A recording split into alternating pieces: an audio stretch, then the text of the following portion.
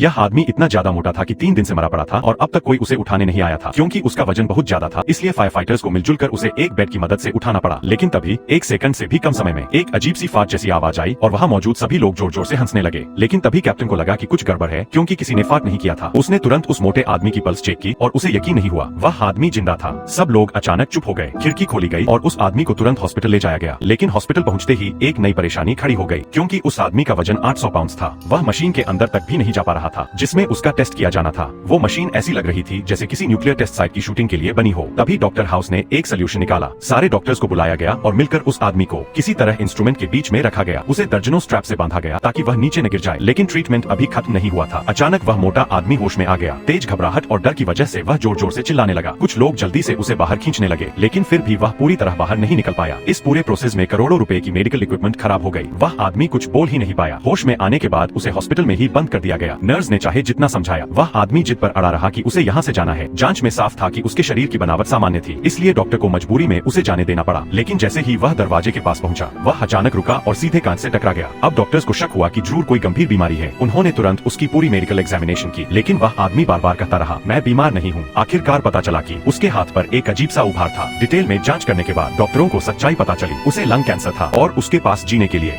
सिर्फ कुछ ही दिन बचे थे। सबसे हैरानी की बात यह थी कि वह आदमी कभी स्मोकिंग नहीं करता था।